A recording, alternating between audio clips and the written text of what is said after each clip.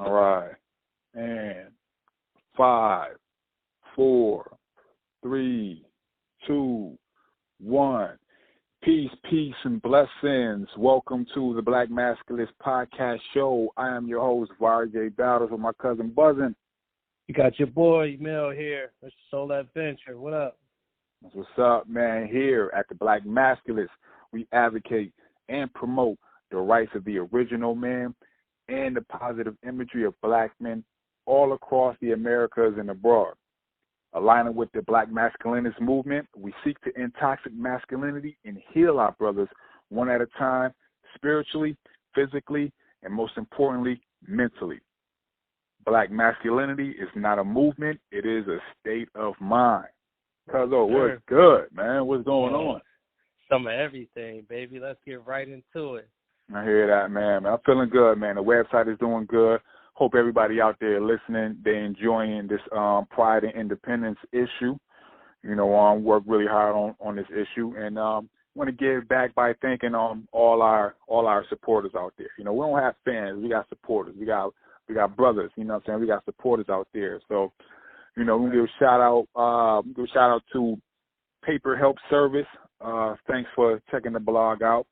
Entrepreneurial Fit Dad, B450, Arts and Entertainment. Who else we got? Yeah, we got Theo, Incredible Tech. We have Lights Internet Marketing, Isaiah 46 Ministries, and also we have True George.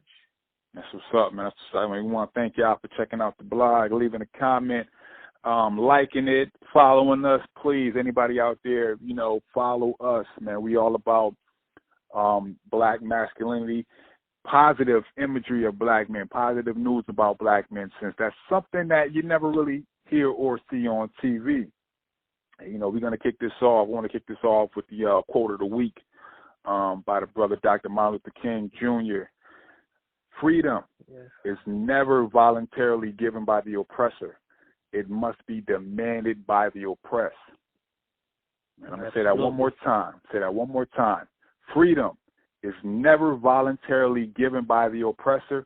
It must be demanded by the oppressed. And that's from the Reverend Dr. Martin Luther King Jr. All right.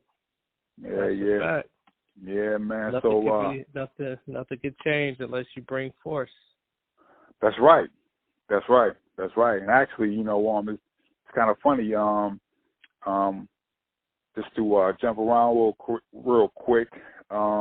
The 4th, October 4th, 1966, actually was the independence of Lesotho, South Africa.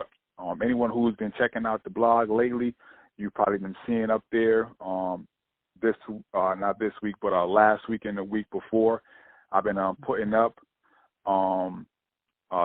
dates in history where different countries in Africa have been gaining their independence.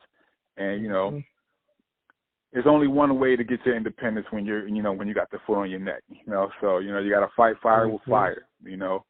Again, what MLK say, freedom, it's never voluntarily given by the oppressor. It must be demanded by the oppressed. There you go. So, let's jump right into it, man. Sunday motivations. Okay. Maino. Oh, man, love Maino, man. You know, every now and then, more so than often, on the brother Maino, rapper Maino, he always posting up a video, you know, giving a little positive affirmation, you know, but from a black masculine standpoint, you know. The one he did, the one we just posted this Sunday, was the winning mindset, right? Right. And he says, yeah, I'm listening. Oh, yeah, fires, yeah, having a winning mindset with whatever you're doing. You got to have a forward mindset, because when we come in with fires, manifestation, nothing can manifest if you don't have a positive mindset. You know what I mean? Negative is backwards, forward is positive. So anything that you're doing, you got to have a positive mindset to give you, you know what I mean, your best foot forward. Definitely, man. Absolutely. One thing that I really liked it on that joint was how he was saying how, you know, every day when he get up in the morning, you know, he look himself in the mirror. and he talked to himself. He give himself positivity, and I think that's real important. Because a lot of people, we talk about affirmations, mantras, prayers, and but when you look in the mirror, and when you look in the mirror and you actually telling yourself, you know what I'm saying, you boosting yourself, and you're seeing yourself. I think it's real powerful because you get to see your emotion. You get to see your emotion. It's way different than just telling yourself, I'm great. I'm smart. I'm bold. It's like, look at yourself and say it. Look at yourself and say it. You know what I'm saying? Right. It's a whole different feeling. With the man in the mirror. Right. Exactly. You're happy with the man you see in the mirror.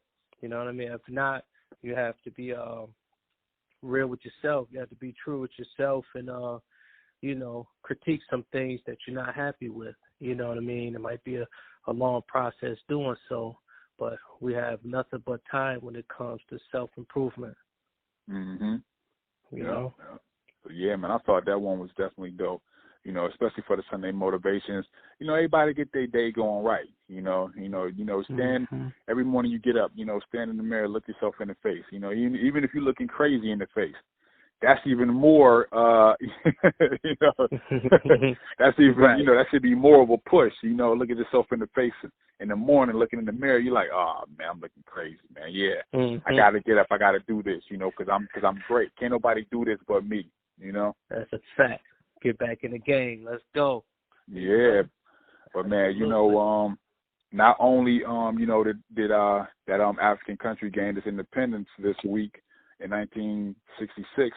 But, there's another great event that happened also, too. October 3rd, 1949, black entrepreneur Jesse B. Blayton founded WERDAM in Atlanta, Georgia, the first black radio station. And you peep the year, right? 1949. Yeah. That's pre-civil rights. 49, pre-civil rights. Yeah, that's civil rights. Really impressive. You know what I mean? That's definitely a force behind him to set that example. The first one to do so.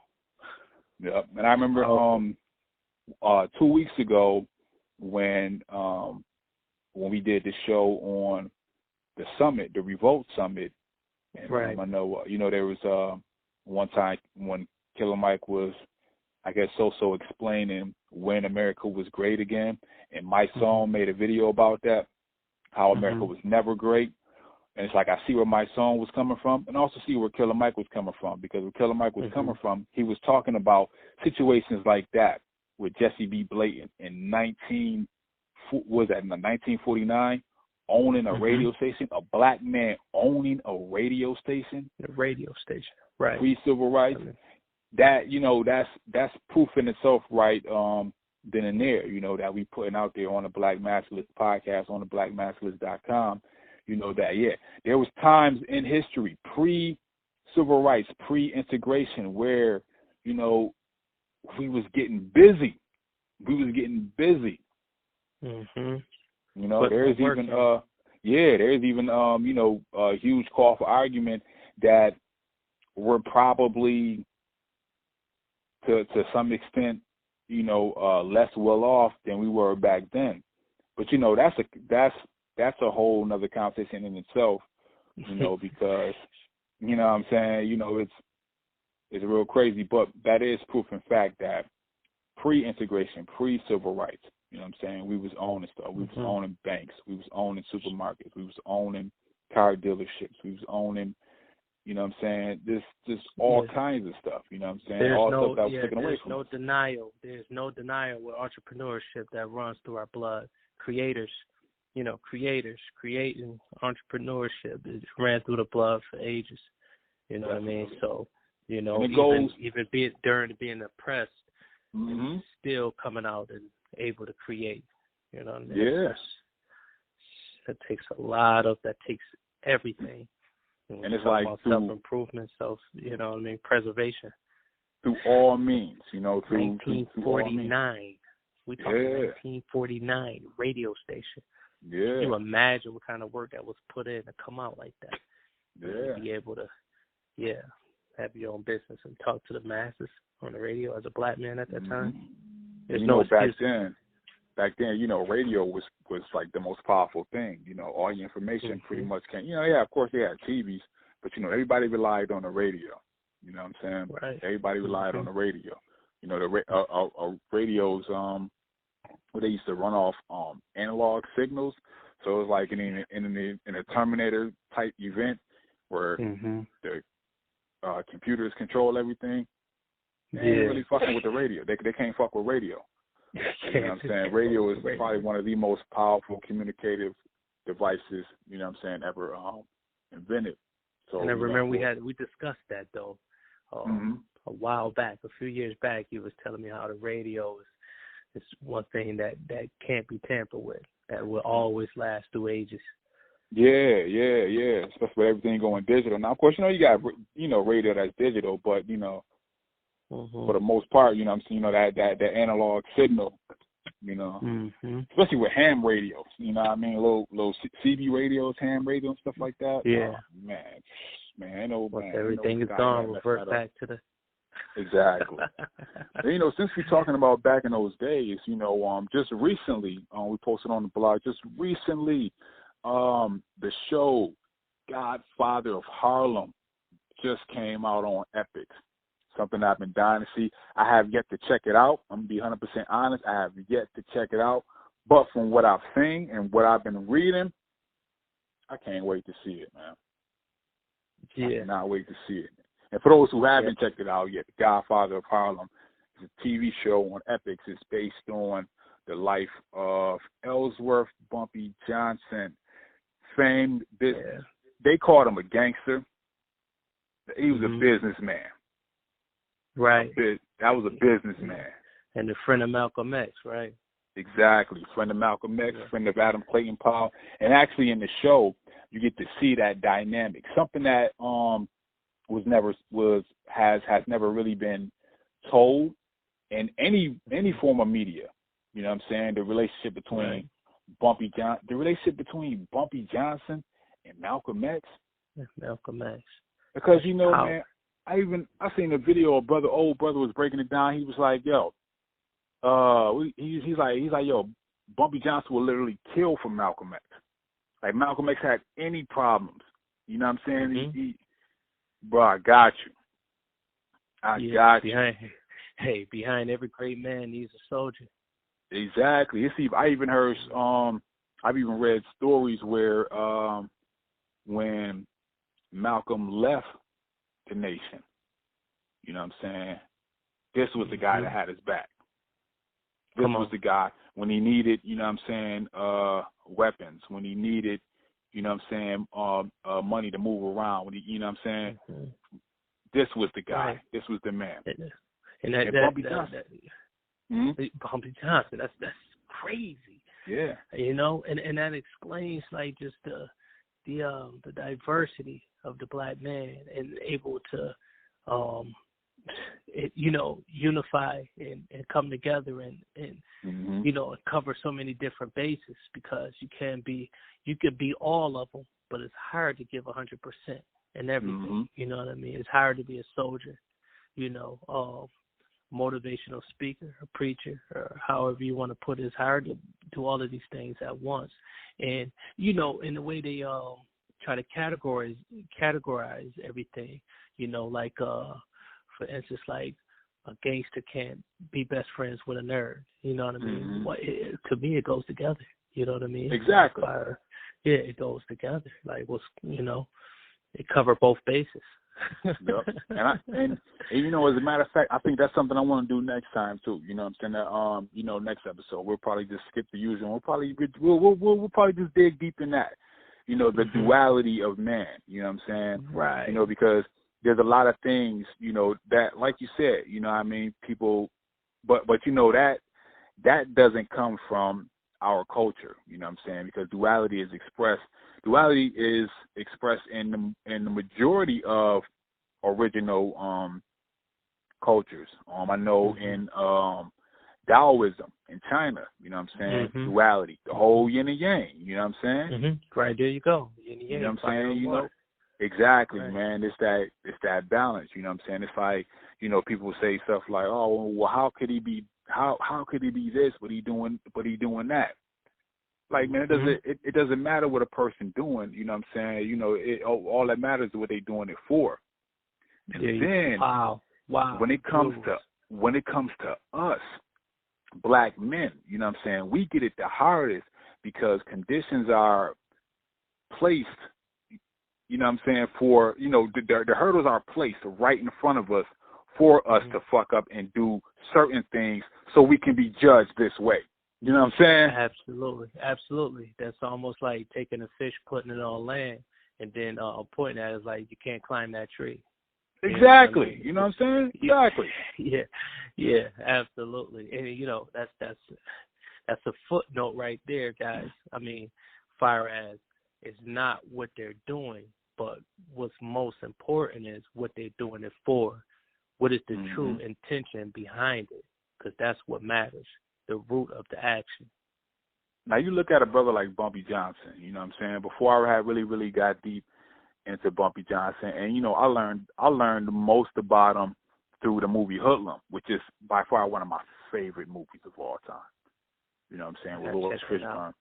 Oh, my gosh, man. Like, yeah, if you haven't seen it, people, y'all haven't seen it, man, check it out tonight. It's one of my favorite movies, yo. Lawrence Fishburne, Cicely Tyson. Yo, yeah, there's a lot of people in that joint. And it's funny because in the movie American Gangster, in the beginning, you see Denzel Washington with his mentor. And his mentor has a heart attack and he dies in the store. His mentor was Bumpy Johnson. That was his mentor. Yeah.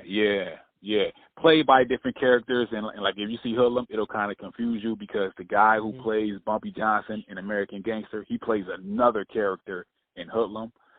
But yeah, you know, for those who don't know, in American Gangster, yeah, that was Bumpy Johnson who died at the beginning. But Bumpy Johnson, though, here's this guy. You know what I'm saying? You know, you'll hear, oh, he was a gangster. He was there. He was that. Man ran numbers. Come on. What's wrong with running numbers? What's wrong with running numbers? And that's the lottery now. And that's the exactly now. Because that's what happens when the boys. Exactly, when the mafia when they took our shit over, when they finally was able to take our shit over, it became the lottery. There you go. And it became another thing. It was the lottery is the result. It's another thing that a black man or black people created to help their people, was taken from them and placed in, you know what I'm saying, a program by the government. Like WIC, Black Panthers. Come on. You know what I'm saying? Same people that destroy you take your ideas. You know what I mean? Absolutely. I mean that's 48 laws of power right there. Right. Yeah. So, you know, they try to demonize us, man. You know what I mean? Hope, you know, and it's good, you know, this show is out because it lets you know that this man, he was the godfather of Harlem. You know what I'm saying? Like this man took care of and this is all during the Harlem Renaissance. You know what I mean? One of the best periods in American history, in Black American history, in American history altogether. But what's ultra special is the dynamic you get to see between black men. I talked about this on a post, I think I did 2 weeks ago, and I was talking about a new show that came on, I think it was the CW. It was a show that was from Britain, but they brought it over here. And it was a show about two black cops. The show is called Bulletproof. Something that you've never seen before. Something that no one has ever seen except for Bad Boys, the movie. You've never seen two black men together as you know what I mean? You know, two powerful in any positions of power, whether it's authority like police, firemen, you know what I'm saying? Or whether you know it positive. That's never the narrative. Yeah, that's never right. If you see two black men together, positive image. Right. You see two black people together, it's going to be negative. Right, period. Right off the rip. They gangsters. So, you know what I'm saying? It got to be something that's never a positive outcome. You know, so we got this show. Keep the propaganda going. Exactly. So we got this show about Bumpy Johnson. We really get to see the dynamic between him, Malcolm X, and mind y'all, this is Malcolm X. This ain't Detroit Red. This is Malcolm X on his way to being El Hajj Malik Shabazz. This is the Malcolm X. You know what I'm saying? Rolling with Bumpy Johnson. But you get to see the dynamic between them two, as well as with Adam Clayton Powell. You know, a lot of people in New York City, you know, they're familiar with Adam Clayton Powell. You know what I'm saying? Real powerful brother in politics. He was doing this thing down there. You know, he got a street named after him and all that. But that's something that I definitely want to check out. Hope everybody checks that out. You know what I mean? Show support. Forrest Whitaker plays Bumpy Johnson. Wow. Come on, man. Yeah, gotta love Forrest Whitaker, man. Love Forrest Whitaker. And also, Swiss Beats did the soundtrack. And as a matter of fact, new video alert. Swiss Beats, Rick Ross, DMX. It's from the soundtrack, the Godfather in Harlem soundtrack. Swiss Beats did the Godfather in Harlem soundtrack. And yeah, DMX is back. Yes, he is. Yeah, so back. And he's on so point. yeah, he's on point though. He's definitely on point. Yes, so support the dog. The dog is home. The dog is good. Support the dog. Support Swiss Beats with the soundtrack. Support Forrest Whitaker for helping bring, you know what I'm saying, the story of a true black hero. You know what I'm saying? Right. Real black hero. Bringing it to the TV screens. And that's the Godfather of Harlem. It comes on Epics. Check your local listings. You know, I don't want to do no more advertising, you know, until they drop us some money. You know what I mean? No doubt. You know, I ain't gonna let nobody know when it come on. You know, check your local listings. Yeah, man. Also, one of the posts that gained a lot of traction this week was a post about the former football player Mike Brown, who he came with this company. It's called Win-Win, and it's his way of bridging fundraising with gaming. Something that, you know what I'm saying, I'm still trying to wrap my head around, but the issue that he was having, the issue that he was having with, you know, being an athlete, and as we all know, a lot of these athletes, they all have charities. You know what I'm saying? They all like to give back to certain charities, but it could become a little stale, and it can, you know what I'm saying, things will become a little stagnant as far as, you know, finding different ways to raise money for your, you know, for those particular causes. I know that personally, trying to raise money for different programs and stuff like that, you know, it is kind of challenging because you want to be real creative to bring people to the table. So he came with an idea to use sports betting, like straight up sports betting. You know what I mean? Like, you know, he connecting artists with their fans. Where, I mean, not artists but athletes. Where athletes, they have a charity. Athletes can create a game, have people, you know what I'm saying, paying and betting on it. You know, it gives them a way to engage with other fans, a way to engage with their favorite athletes, have fun. That was genius. Yep, and at the same time, give back, you know? Yeah, that was genius. Something that people's already into, you know, clamp it with charity. Bam. Yep. You know what I mean? The revenues goes for the ones that need help. It's one of those situations that work out for everybody. Right. Yeah, you know, it's a win-win. Like the name of this company. Win. You can't lose. You enjoy it's a win-win. Having fun, and you know, you sharing, you're giving out blessings. Come on. Yeah. Gotta love it. Gotta love the black mind, man. Definitely shout out to that brother Mike Brown for, you know what I'm saying, being real innovative. And he's also one of those guys, he's a scholar as well too. You know, he retired from football and he's like, man, listen, I don't really want to talk about football. He's like, yo, I got, you know what I'm saying, I got brains. Mm-hmm. Yeah, right. Yeah. I was reading an article. Yeah, and I was reading an article. You know, that's kind of one of his challenges that he was having with raising money for his charity. He's like, people always want to talk about football, and he's like, yeah. But you know, right. You know, back to the charity. You know what I mean? Like, yeah. It's like I get it. Yeah. You want to autograph football here? You know, yeah. Okay, let's get back to the program. You know, it's hard. See, that's what I mean. Like, people are so used to, their mindset is used to being categories, and that you only could be great at one thing, you know. And then now that he did his thing, football, and now he's doing something else with charity, and they can't help but to think about this one thing, like, so they can't wrap their mind about with diversity, with duality. Mm-hmm. You know what I mean? Yeah, man, I definitely wish the brother the best, man. That's a real dope idea. Real dope idea. Yeah. And speaking of sports, you know, California just passed that bill where they forcing the NAACP to finally start paying athletes, student athletes. It's about time. About them boys time. Playing hard. It's about time. Them boys definitely be playing harder than the pros. You know what I mean? Man, college, everybody knows that. Across the board, college sports is way better. You know what I'm saying? Yeah. There's blood, sweat, and tears out there, and they're not getting played.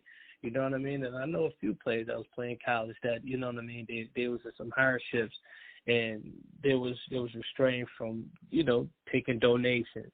You know what I mean? I mean, of course, some took it due to their situations, and they get caught up in, you know, certain violations and shit like that. So it was good that they actually passed that law where they actually get paid for their work. That's still work, even though they enjoy it. They playing hard. Yeah, out there. Yeah. Definitely. It's definitely a job. You know, they go to school and then they do that. And, you know, the funny thing, you know, the NCAA, you know, they like, well, y'all can't do this, and, you know, they were saying something to the effect of, you know, that's going to discourage kids from wanting to go to school. This other crap. And then they even threatened California. They was like, well, listen, if y'all do that, if y'all pass that bill, we gonna pull out and we ain't gonna do no games with people with California colleges. Wow. The state of California was really trying. Yo, the state of California was like, don't you dare threaten us. And it's like, yo, everybody watches California colleges game. Did y'all discontinue showing our games? Y'all ain't gonna have really nothing to play. Wow. It's like, you know, we're one of the, from what they were saying, one of the top states that people watch. You know, the teams from Cali. You know, just calling them bluff. Yeah, calling them bluff. Like, try it. Well, yeah, it's like, go ahead and try it. Yeah, check your numbers first before you speak. Yeah. And, you know, it's crazy because, you know, what NCAA, they don't understand. You know, a lot of these players that they get in, you know, these are brothers who are, like you said, they working their asses off. So, you know, they not coming from the best of situations. No. And they in college, they don't have time to work because they in school, then they playing ball. Were they able to get a job to support what they're doing, or their family's back? So exactly. I mean, why can't they take help?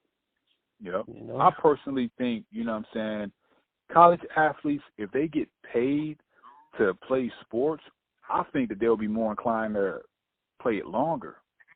You know what I'm saying? Yeah. And they'll be better, you know, they'll be more financially stable and, you know, more financially literate because they learning all of it as they're going through school. And it's a way for them to be able to learn how to earn their money while they're going to school.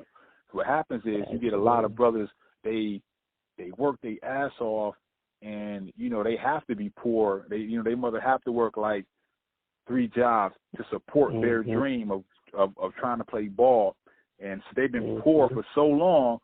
Soon as they get to the pros and they get that check, they blow it. because they backed up. They like a lot of things I got to take care of. Yeah. You know what I mean? And it's like, just imagine all the things that you could take care of, you know what I'm saying, when you're young and you're getting paid for doing something that you love, man. Right now you're stable. Yeah, you're stable. You know how the numbers work. You know how to talk. You have your agent. You know how to have your accountant. Yeah. You got that going now. Yeah. And then now for nothing, but these kids, their faces is being put on video games. Their faces are being used in advertisements. And it's like, yo, why am I? Yeah, why can't my mother get that check? Why will my mother go talk? You know what I mean, about why I got my son up there? Y'all telling her, oh, because he's an athlete, and you signed off on it. Like, think about it. That's really weird, bro. They're making money off of me, but I can't get a check. That's a little weird. You know what I'm saying? That didn't make no sense in the first place. But I mean, on a positive note, out with the old and with the new. There's a lot of things flipping. Exactly. Flipping this year. It's changes. It's breaking. It's the age of breaking traditions. You know what I mean? It's a whole new way now. It's what Nipsey Hussle said, man. Nipsey Hussle called it out. You know what I mean? On the on Mailbox Money, on his the $1,000 album, Mailbox Money. He called it out. He said it on the album, man. He was like, yo, there's gonna come a time where the old giants are gonna crumble, and the new giants they're gonna come up. He's like, the old business models. He's like, the old business models are gonna go out the window, and it's gonna be a whole bunch of new ideas. I mean, look at it. Nothing they could do about it. It's happening. Mike Brown, the football player, Mike Brown, his win-win company. Like, that's a whole totally brand new business model. Yeah, that's brand new. Brand new. It's nothing. It's not traditional. It's not the old format. That is wild. You know what I mean? Look at the cover story. You know what I'm saying? The cover story on the blog of the guy Chindu Ichiro. You know, the guy. This guy. He's a serial entrepreneur. He sits around and comes up with ideas and patents them and sells them. Like, this man came with a travel app, sold it for Apple for $1 billion, came up with another. He came with another joint similar, and I think he just sold it to AT&T. He's killing them. Yo, killing them. So it's like these new business models. Even Nipsey Hussle, you know what I mean? May he rest in peace, the great Nipsey Hussle. What he did with his albums. What he did with his albums to make people come back to listen to and go back to what he had always been doing. The promotion, the $100 album, Crenshaw, $100 mixtape. Come on, that just makes you want to buy it. Like, what is on this mixtape that he's selling it for $100? He know his worth, his value. Yep. You know what I mean? He know his value. Brand new business models. Business models, breaking trends. Yep. You know what I mean? Breaking trends, getting rid of dogmas and traditions. You know what I'm saying? Seeing what works for you, and in conjunction with how that works and help us all. Exactly. You know That's what it is. I can't really remember where I heard this quote from. It said, from a billionaire aspect, if you come out with something that helps people, you can never lose. You know what I mean? Come out. That's how you make your money. I think I don't remind me on it, but I think it was Puff. I think it was P. Diddy that came out with that. If you want to, to be successful in the business, come out with something that helps people. You can never lose. You know what I mean? You will never lose. On that note, we're gonna wrap it up, man. It's a real great talk. Hope people loving, the whole the new. Guess I don't want to call it new. It's kind of a little bit of the old and a little bit of the new. What we're doing here with the blog on one end and the podcast on the other end. Check the blog out at the beginning of the week. Check the podcast out towards the end of the week. Hope people really enjoying what we're doing. It's all about putting black men in a positive light, showing our true gifts, showing our true skills. Showing our true talent and showing that we all can work together, because by us working together, that will make the world a better place. Everything everybody is talking about is not going to make the world a better place. What's going to make the world a better place is to get all black men together, to get us working together. Exactly the same thing that Minister Farrakhan been preaching for the past 20 years. We all get together, and we all lace up our bootstraps, and we take back what's ours. And we, you know what I'm saying, yeah, we do what we and do. you know what? It's so funny when you said that and take back what's ours. And what just came to me is your mindset. Take back your mindset. Take back your true self. Take back your life. Take back your life, not the cookie cutter thinking. You know what I mean? Yep. Break old traditions of that. Don't be afraid to be yourself. Yep. Period. And hey guys, it definitely if you're listening to the podcast, you check it out the website, and it's something that you want us to discuss next time on a podcast. Let us know, man, and we'll dig into it, and we'll talk about it and discuss. It's all about building. It's all about building. Let us know what you think, and we'll keep this thing moving. Yep, definitely hit us up, man. Y'all here showing y'all love. Please show us love. Communicate. Engage with us. Let's open up the floor. Let's get a good dialogue. Check out the blog. Check out the posts. We all can talk about them. And, we got a bunch of new things coming up, too. I don't want to get, in too deep. But, because, we got a bunch of new things that we're trying to do to go along with the podcast and to go along with the blog as well, too. Yeah, but major rollout. Yep, but that's all in the future. You know what I'm saying? You want to give any shout-outs, cuz? Hey, you know what?